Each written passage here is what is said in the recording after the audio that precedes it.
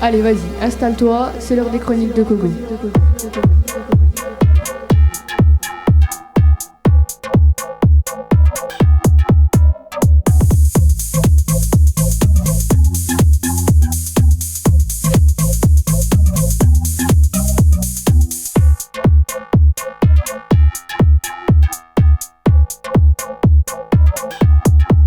Allez, vas-y, installe-toi, c'est l'heure des chroniques de Coco.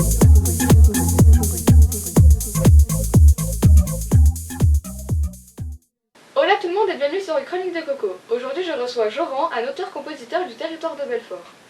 Donc bonjour Joran. Salut. Donc tu es auteur-compositeur, tu Ouais. as commencé la musique à l'âge de 5 ans, Ouais, à peu près, ouais. au conservatoire de Nevers. J'ai pas vraiment la date précise, tu vois. Ouais. J'ai commencé tout petit à chanter, donc c'est vraiment tout petit. Ouais, c'est vraiment depuis tendre enfance. Ouais. Donc on va commencer tout de suite. Donc tu as sorti un album en 2017, Ouais, donc juste là. On va le ouais, mettre en venez. avant quand même. Je Un sais pas album si on 6 le voit titres. bien, voilà. Et donc est-ce que tu peux nous parler de cet album, du thème que tu abordes dedans? Alors venez, c'est un peu l'histoire de ma vie, tu vois. C'est, c'est-à-dire ça commence avec évidemment une invitation à me suivre dans mon monde.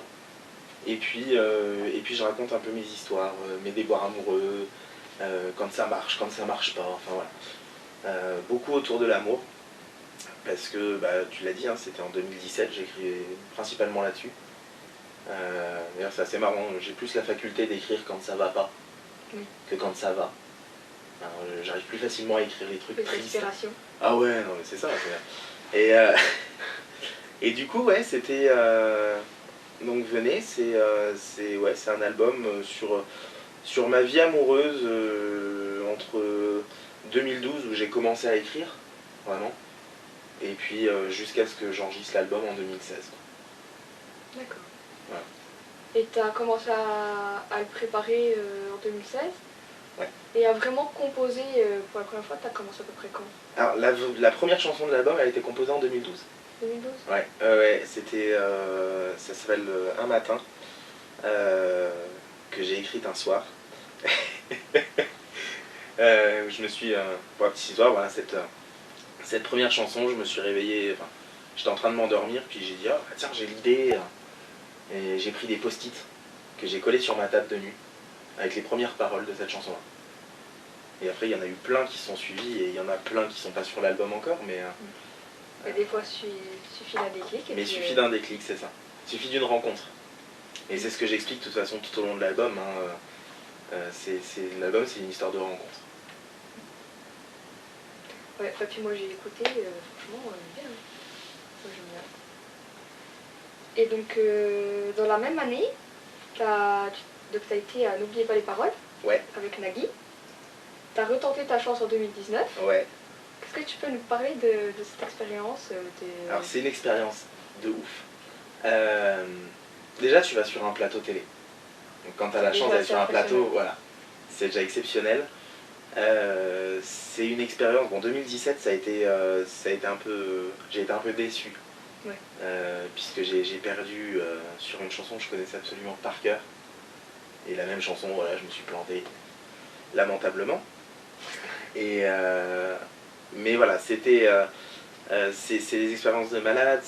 Moi, c'était une émission que je suis en fait depuis le début. Donc ça fait plus de 10 ans qu'elle existe. T'imagines bien, voilà, d'aller sur le plateau, d'être en tant que candidat, parce que c'est pas juste être spectateur, c'est vraiment d'aller chanter avec les musiciens, c'est un bonheur. Voilà, tu as les yeux d'enfant quand t'es là, t'es un gosse. Tu rencontres Nagui, et puis t'as tous les petits à côté, parce que t'as tout ce qu'on voit à la télé, et t'as tout ce qu'on ne voit pas en coulisses.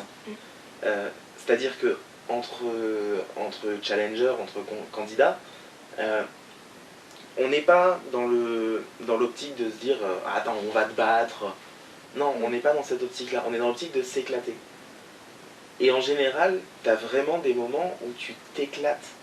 Dans les coulisses, on est en train de chanter derrière le plateau.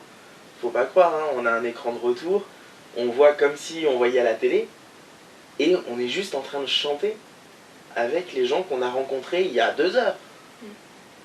Et voilà, c'est des moments de partage aussi qui sont assez géniaux.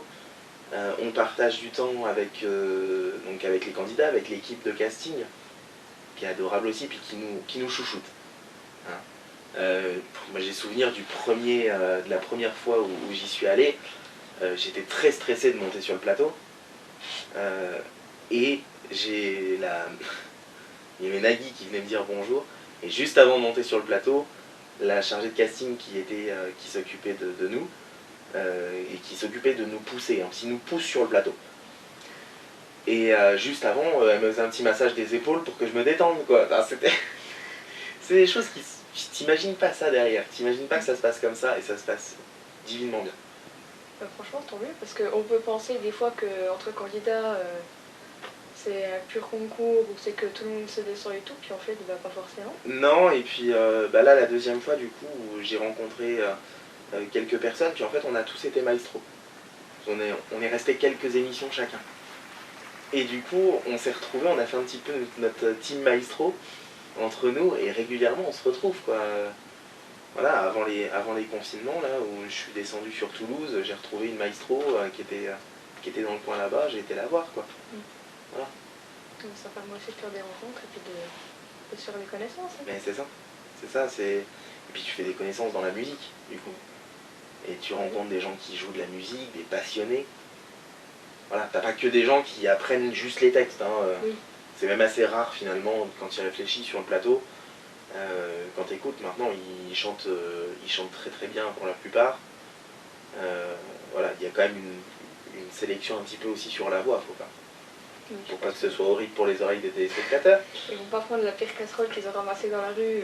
C'est ça, non, puis il y a une vraie sélection, enfin, la sélection est complexe. C'est des différentes épreuves, hein, que tu fais tout au long d'une journée. Et quand tu as le bonheur d'y aller et puis de rencontrer... voilà, tu y vas, puis même pendant les castings, tu t'éclates. Le but du jeu, de toute façon, le mot, c'est s'amuser. Voilà, tu es là pour t'amuser. Si t'es pas sélectionné, c'est pas grave. Ouais. C'est pas gênant. Il y a plein d'autres choses à faire. Pas Ouais, que... c'est ça. Et puis voilà, qui sait, j'y retournerai peut-être. Puisqu'on a le droit d'y aller 3 fois. Donc il y a encore une 3e possibilité pour moi. Et enfin, c'est sûr, j'y retournerai. C'est sûr. Bah, Je ferai en sorte, en tout cas, d'y aller. Donc toujours en 2017, tu as remporté un trophée. Ouais. Est-ce que tu peux nous expliquer ce que c'est que ce trophée? C'était la Voix d'Or France à l'époque, qui maintenant s'appelle Voix d'Or Bourgogne. Puis il y a plusieurs Voix d'Or maintenant en France. C'était organisé par un label en Belgique, enfin un label belge, qui venait du côté de Nevers faire un concours. Donc après, là pour le coup, il y avait des gens vraiment de toute la France aussi qui venaient. Et je leur ai joué deux compos qui étaient issus de l'album d'ailleurs. Ma connerie et mon or. Si je dis pas de bêtises, non, c'était Venez et ma connerie. Voilà. Je ne sais plus. Et donc ça m'a valu en fait de sortir un single qui a été disponible pendant quelques temps sur les plateformes de téléchargement et tout, qui ne l'est plus, qui s'appelait La Chance, qui était un single très dynamique et tout, que j'avais composé, que j'avais écrit, voilà, qui a été arrangé par Rémi Delporte, et ça a été enregistré dans son studio aussi. Et voilà, un vrai petit single sympa, avec un univers aussi un petit peu différent du coup de l'album. Ouais. Et un univers que j'ai apprécié de retrouver aussi sur d'autres chansons que je prévois de sortir, en tout cas quelque chose d'un petit peu plus coloré. Oui. Et c'était une chanson en plus où, plutôt que... Voilà, là sur l'album, je suis souvent dans la position de... elle m'a largué, elle veut pas de moi, ou alors elle a voulu de moi. Ça arrive aussi hein, sur l'album, hein, faut pas croire. Hein. Voilà, je passe un peu par toutes les émotions. Là, je me suis mis dans la position du...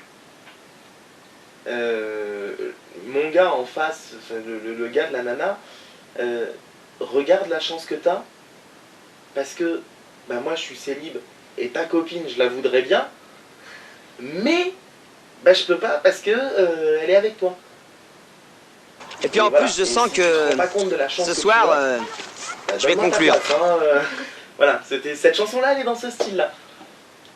D'accord. Et c'est ce que, enfin voilà, c'était un petit peu rigolo et c'est une chanson que j'ai écrite justement juste après le concours. Voilà, j'étais inspiré après le concours, à force d'entendre toutes mes potes qui me parlaient de leur mec, ça se passe pas bien, puis ça se passe bien, puis ça se passe pas bien, puis ça se passe bien. Elles savent pas, enfin voilà, elles savaient pas ce qu'elles voulaient. Et, et donc du coup voilà, à force d'entendre ça, je me suis dit attends, je vais écrire un truc. Voilà, c'était un petit clin d'œil, une petite chose un petit peu rigolote. Des fois, il suffit de rien que l'inspiration vient. Hein. Bien sûr, bien sûr. J'ai écrit des chansons, il y a des chansons délire que j'ai pu écrire. Une chanson que je trouve très belle mais qui n'est pas sortie sur un album pour l'instant, que j'ai écrite parce que je venais de finir une chanson, je l'envoie à un pote et il me répond ouais t'as encore fait une chanson d'amour. Et j'ai pris, j'ai dit ouais bah ouais, c'est encore une chanson d'amour. Et j'ai commencé à écrire un truc avec juste ces quelques mots. Qui était encore une chanson d'amour, je crois, un truc comme ça, enfin, le début de la chanson. Et j'ai écrit toute une chanson à partir de là. Ça peut partir de rien. Bah oui. Voilà. Et puis là, en ce moment, par contre, il n'y a plus rien. En ce moment, c'est compliqué. Hein. Je crois que pour beaucoup de monde, c'est... Ouais, pourtant, on pourrait être inspiré. Hein. Tu prends tous les événements, tu prends en France, tu prends aux États-Unis, avec tout ce qui se passe aussi aux États-Unis, l'actualité, ça peut être une vraie source d'inspiration. Moi, le texte engagé, j'ai pas encore réussi à le faire correctement. J'ai commencé à en écrire, mais je suis pas satisfait du résultat, donc tant que je suis pas satisfait, je vais pas la faire. Oui. Voilà. Ça arrête de faire un truc dont on n'est pas satisfait. Oui. Ah non, de toute façon, bah, tu sais, il y a des chansons que je suis bien content de pas les avoir mises dans l'album. Hein. J'ai des chansons, j'en suis vraiment pas fier. Si je pouvais les oublier, celles-là, ce serait pas plus mal, quoi.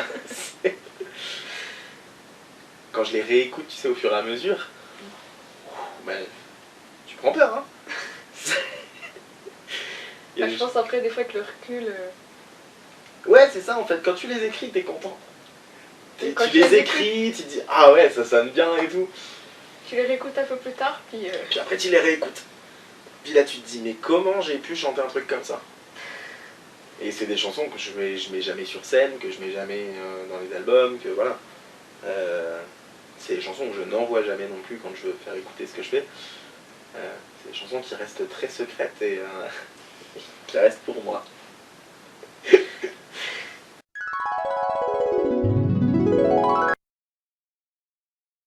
J'ai hâte aussi. Ça fait longtemps que je parle en plus de ce deuxième album. J'aurais clairement de quoi, en texte et tout, j'ai de quoi faire. Mais bon, après, il faut aussi passer en studio. Oui, c'est quand même du travail derrière. Et en ce moment, c'est pas simple et j'aimerais bien aussi tester, et ça j'ai hâte que tout rouvre, pour pouvoir tester aussi les textes en public, quoi, les musiques avec du public, voir un petit peu les réactions. Voilà. C'est ce qui est le plus important hein, au final, hein, c'est le contact avec le public. Quand on fait de la musique, de toute façon, c'est pour être avec le public. Si c'est pour juste passer en studio, il n'y a pas d'intérêt, quoi. Il n'y a pas d'intérêt quand tu peux partager un moment. De toute façon, avec un public, c'est toujours un moment privilégié. Que tu sois avec 10 personnes, avec 100, avec 500, donc je l'ai fait avec 500, et tu gardes toujours un lien. Voilà, j'essaye toujours de garder cette partie en plus très acoustique dans mes concerts parce que c'est vraiment des moments où le temps s'arrête. Enfin moi c'est mon impression. Après je sais pas, peut-être que pour le public ça n'est pas l'impression. Mais pour moi j'ai toujours l'impression que le temps s'arrête et que voilà, on est dans une bulle et qu'on arrive à partager quelque chose. C'est des moments un peu plus intimistes. Et c'est vachement plus simple. J'imagine bien. Je pense que après aller voir un artiste et écouter de la musique chez soi, ça n'a rien à voir. Quoi. Ah bah clairement. Clairement, et quand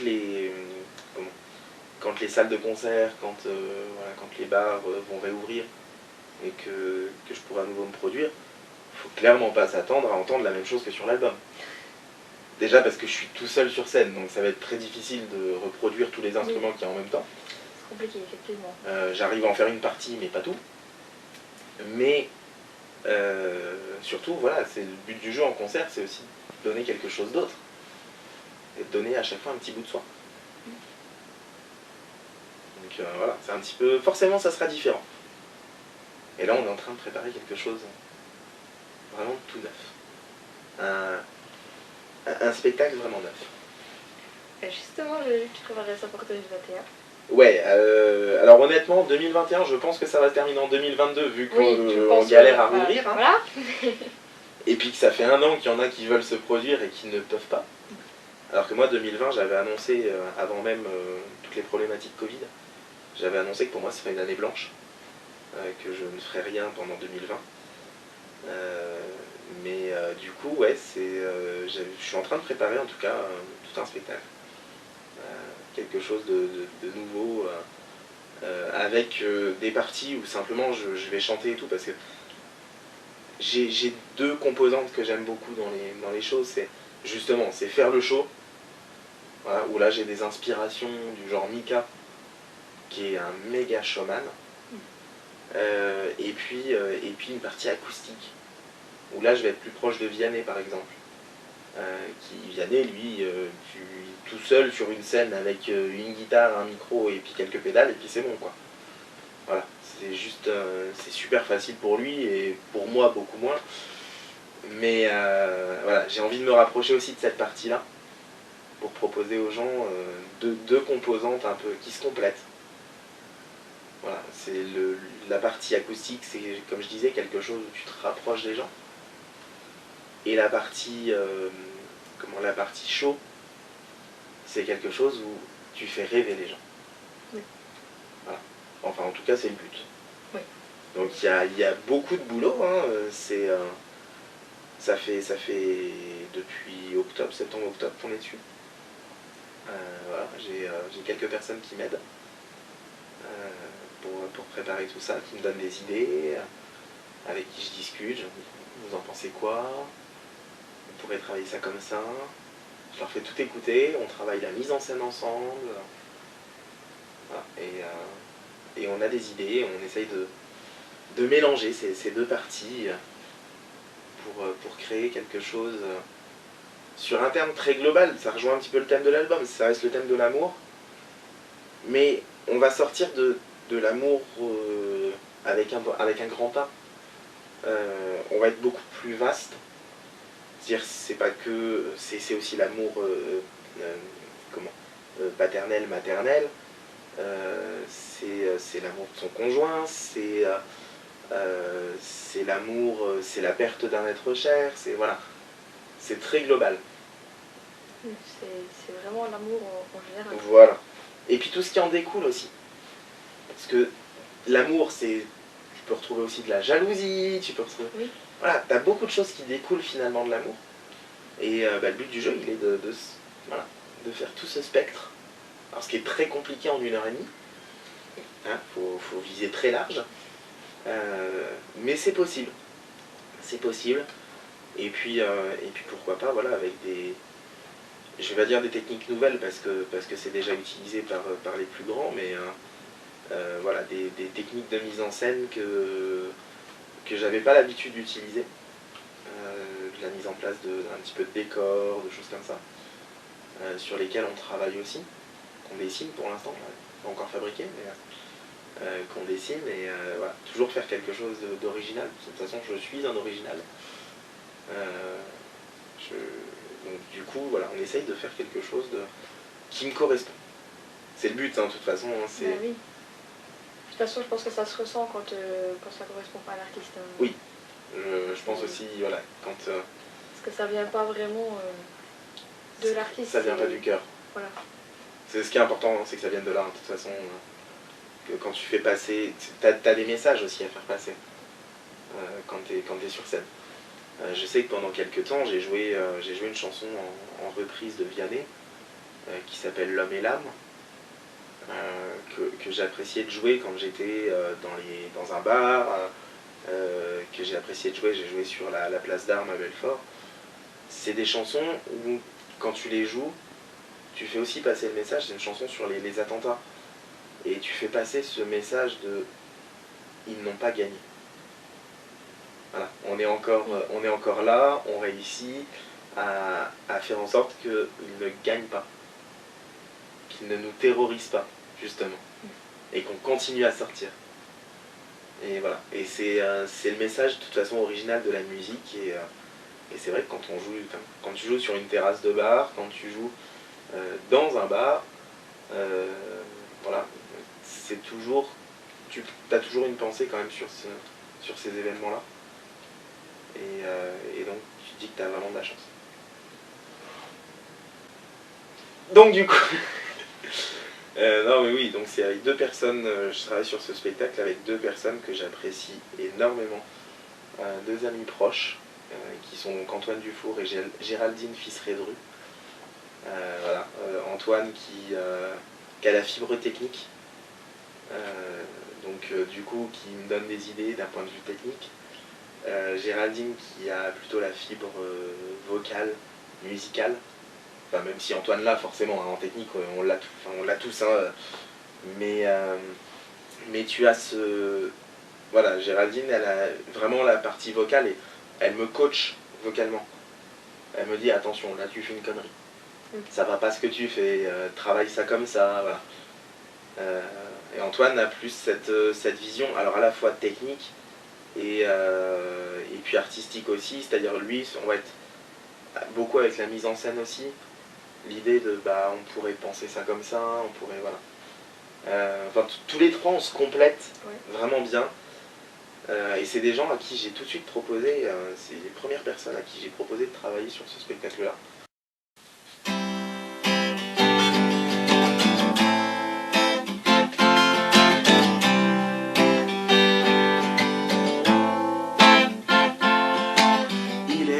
Des rencontres que parfois on ne raconte. Les plus improbables sont les plus incroyables. Il suffit de 2 jours, une soirée, mon amour. Je ne fais qu'un jeu sans tomber amoureux.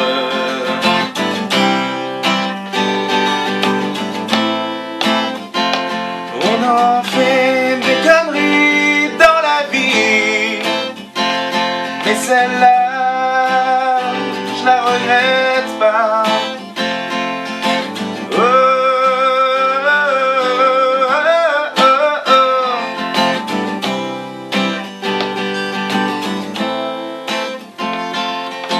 Puis tes messages, pas toujours très sages.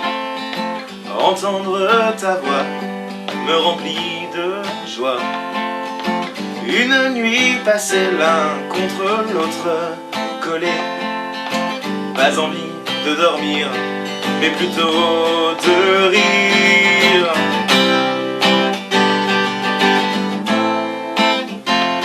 On en fait des conneries dans la vie, mais celle-là, je la regrette pas.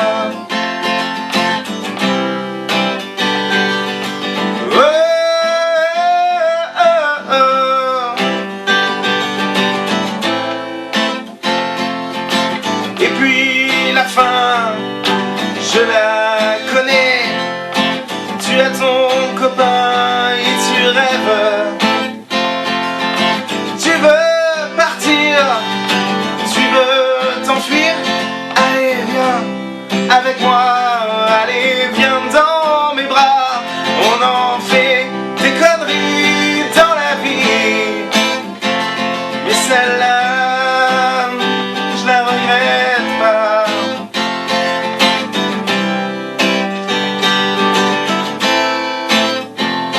Dans la vie, on en fait des conneries dans la vie, mais celle-là, je la regrette pas.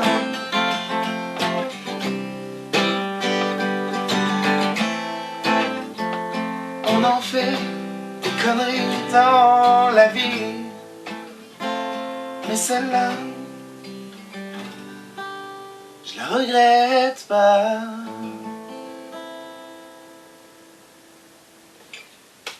Bravo. Merci. Une chanson que j'ai écrite ça, qui est sur l'album. Voilà. Ma connerie. C'est il porte bien son nom, hein. Oui. C'est une histoire vraie. Tout est vrai dans cette chanson. Voilà, c'est un peu le contre-pied de la chance du coup, tu vois. C'est la chance, comme je disais, c'est le côté je me place dans la situation où je parle plus en fait du copain que d'elle, où je dis mais mon gars t'es heureux, profite. Et puis là, sur celle-là, je suis plutôt l'inverse. Je suis dans ma position en disant ouais, mais elle a son copain. Et je peux pas être avec elle parce qu'elle a son copain. Voilà. Merci pour cette chanson, elle était très jolie. Avec plaisir. Donc pour terminer l'interview, on va faire un petit jeu, donc réponse simple, enfin question simple, répondre à réponse simple. Je réponds sans réfléchir. Donc, variété française ou rock? Variété française. Vianney ou Julien Doré? Vianney. Plutôt sportif ou bon cuisinier? Et cuisinier. Sucré ou salé? Ah, sucré. Ouais. Jean-Jacques Goldman ou Johnny Hallyday? Jean-Jacques. Sans hésiter. Tu chantes plutôt sur la douche ou dans la voiture? Ah, les deux. Ta saison préférée de l'année? De quoi? Ta saison préférée de l'année? L'été. Vanille. L'été, c'est là où t'as les festivals, t'as les terrasses. Tu peux plus profiter en été qu'en hiver. Hein. Oui, ah ouais, c'est sûr, parce que là, franchement, vu le temps qu'il fait, je sors pas. Hein. C'est clair. Vanille ou chocolat? Vanille. La dernière personne à qui t'as envoyé un message? Je sais rien. Je dirais ma copine, mais... Et encore, c'est même pas sûr. Non, c'était ce matin, donc non. Non, ça doit être un pote, enfin voilà. Ton genre de film préféré? Fantastique, enfin... L'heroic fantasy, tu vois. Très super-héros, très... Voilà, c'est un petit mélange un petit peu. J'en ai plein. Hein. Bon, bah voilà. Bah merci pour cette interview. Bah, avec C'était plaisir. très sympa. Et puis bah tu reviens quand tu veux Avec grand plaisir. pour les chroniques. Hein. Je reviendrai quand l'album sera le deuxième. Ah, parfait. Puis avant, t'as les concerts, Oui, bah. on aura l'occasion de se revoir. De toute façon, bah, il y aura tous les liens dans la description, hein, donc, Ouais. tous ceux qui ont regardé pourront aller voir. Donc merci à vous d'avoir regardé la vidéo, donc n'hésitez pas à aller voir ce que fait Joran un peu plus en détail. Et puis bah, on se retrouve pour une nouvelle vidéo.